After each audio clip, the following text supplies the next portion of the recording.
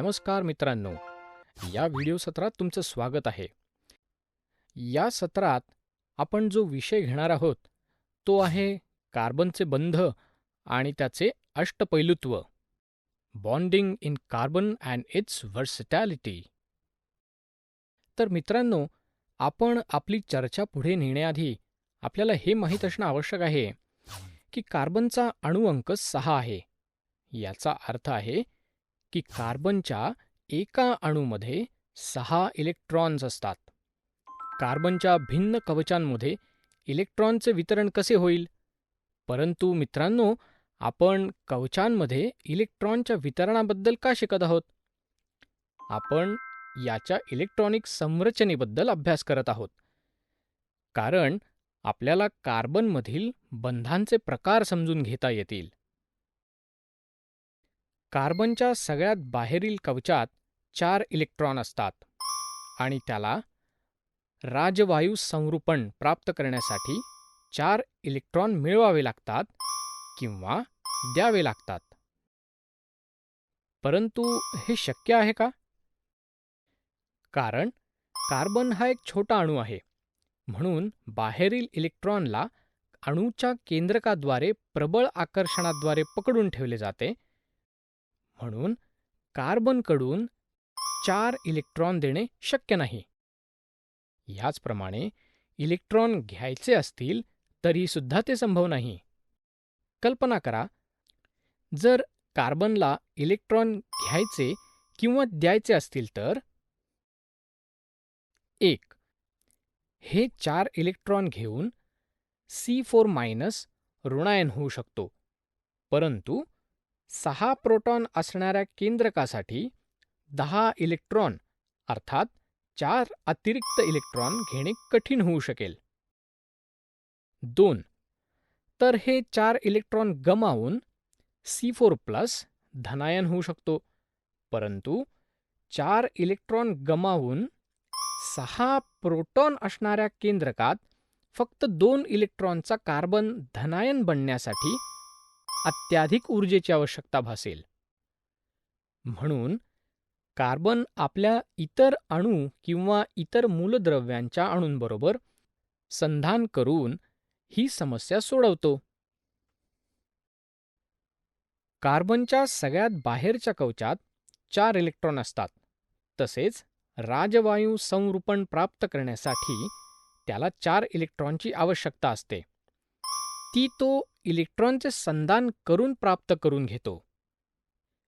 कारण एका कार्बन अणूला राजवायू संरूपण प्राप्त करण्यासाठी 4 इलेक्ट्रॉनची आवश्यकता असते, म्हणून त्याची संयुजा व्हॅलन्सी 4 होईल, अर्थात कार्बन चतुर्संयुजी टेट्राव्हॅलंट आहे. कार्बन शिवाय इतर मूलद्रव्ये देखील अशा प्रकारे इलेक्ट्रॉनचे संधान करून रेणू निर्माण करतात. ज्या इलेक्ट्रॉनचे संधान केले जाते ते दोन्ही अणूंच्या बाहेरील कवचातील असतात. तसेच यामुळे दोन्हीही अणू राजवायू संरूपणाच्या स्थिती प्राप्त करतात.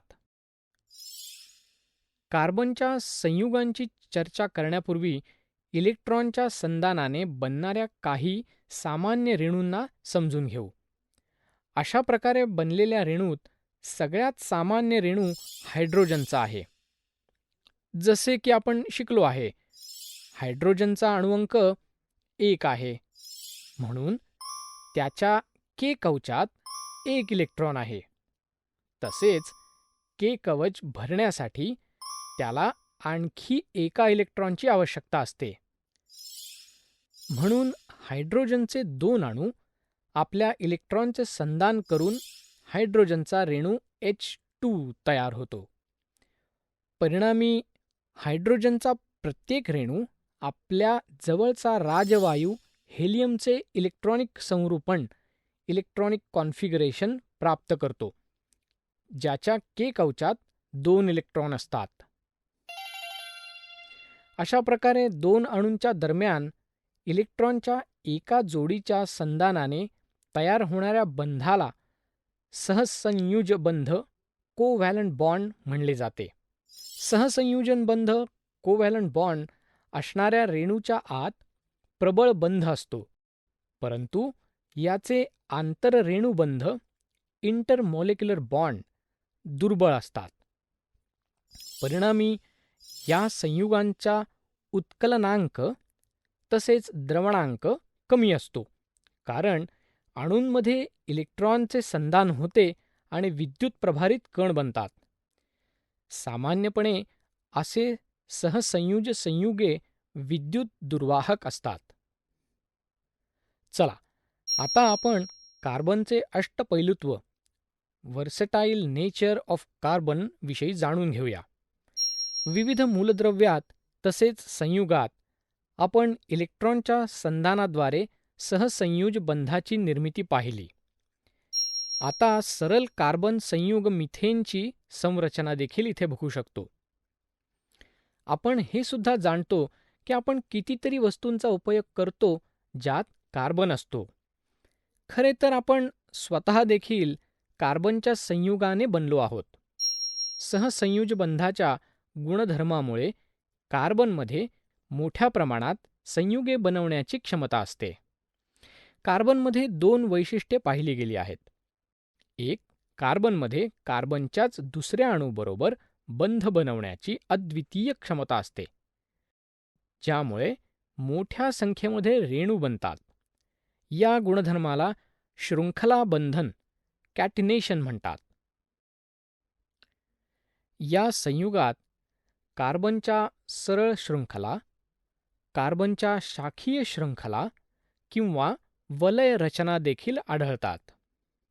बरोबरच कार्बनचे अणू एकेरी, दुहेरी तसेच तिहेरी बंधांनी जोडलेले असू शकतात.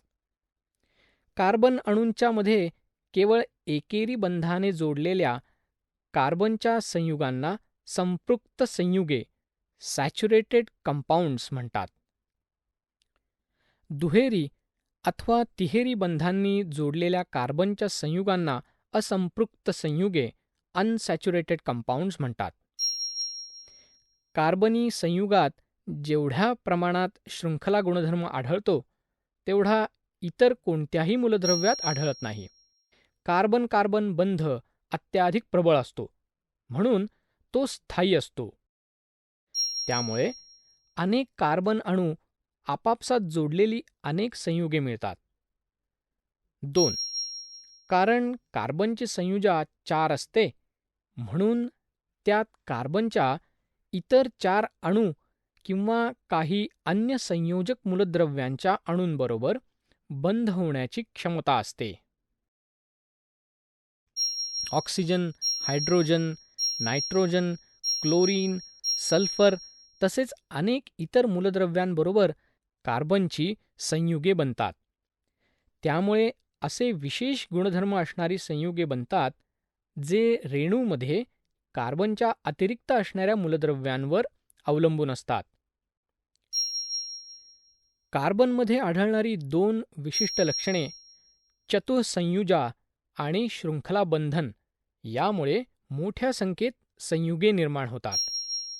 अनेक संयुगांचे अकार्बनी अणू किंवा अणूंचे समूह वेगवेगळ्या कार्बन शृंखलांशी जोडलेले असतात. मूळ रूपात या संयुगांना नैसर्गिक पदार्थांपासून प्राप्त केले गेले होते. तसेच हे समजले गेले होते की हे कार्बन संयुगे फक्त सजीवांमध्येच निर्माण होऊ शकतात. मित्रांनो, या व्हिडिओमध्ये आपण कार्बनचे बंध आणि त्याचे अष्टपैलुत्व bonding in carbon and its versatility याविषयी अभ्यास केला. पुढच्या व्हिडिओत आपण संपृक्त आणि असंपृक्त कार्बनी संयुगे saturated and unsaturated carbon compounds याविषयी जाणून घेऊ.